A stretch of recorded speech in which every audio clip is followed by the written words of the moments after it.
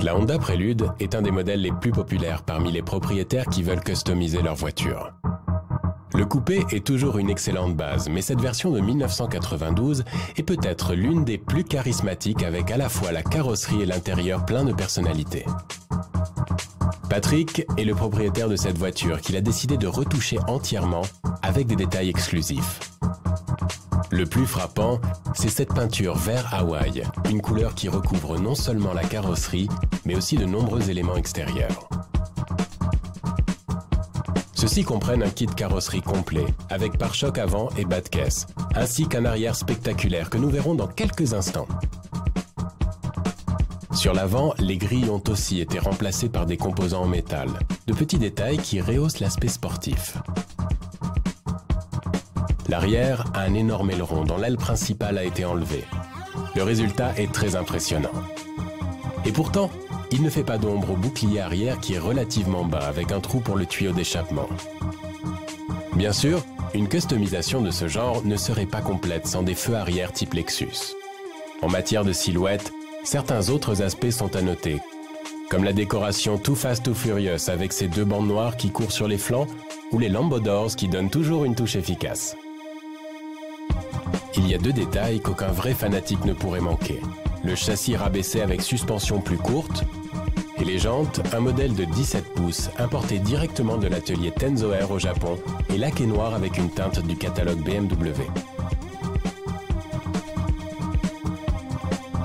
Passons maintenant à l'intérieur où la vedette incontestée est le volant. Une pièce unique réalisée spécialement pour cette customisation. Une création en plexiglas qui ne peut qu'attirer l'attention des fans.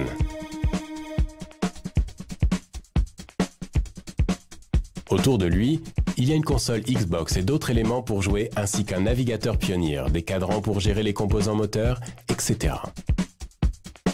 Le frein à main, les pédales et une sellerie exclusive font partie des autres très particuliers. Le moteur de 2,3 litres et 185 chevaux a été équipé de nombreuses pièces japonaises, comme un nouveau kit d'admission, un embrayage renforcé et une couronne de distribution allégée.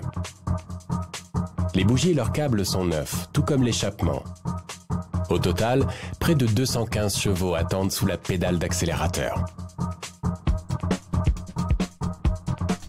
Il y a même encore plus de puissance sous le capot de cette Audi 80, un engin complètement transformé par Tommy, son propriétaire, qui a passé des centaines d'heures à travailler sur cet ancien modèle.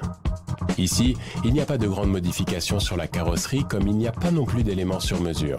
Cette customisation est basée sur la combinaison de bons composants, d'une peinture exclusive et d'un équipement multimédia de haute qualité. Découvrons donc plus de détails sur cette Avant. La partie frontale utilise un nouveau bouclier du catalogue Seidel. Mais ce qui ressort le plus, c'est la calandre centrale laquée noire, signée Rieger, et prête à aspirer l'air directement vers le turbo. Sous cet angle, on peut aussi voir comme les jantes sont grandes, des 19 pouces montés avec des pneus de 245 mm de large. L'arrière est tout aussi impressionnant. Le kit de carrosserie ne termine pas avec le bouclier. On lui a adjoint un aileron au-dessus du haillon avec 2 points d'ancrage.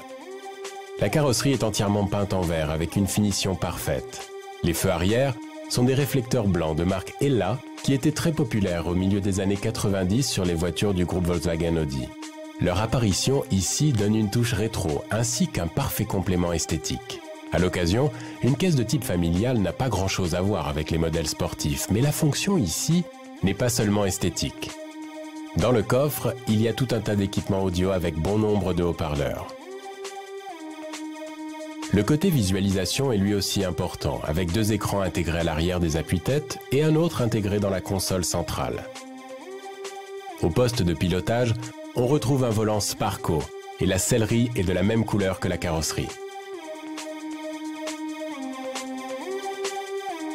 Cette surprenante réalisation sur base d'Audi A80 Avant peut se résumer ainsi: élégance, haute performance, distinction et audio de haut niveau.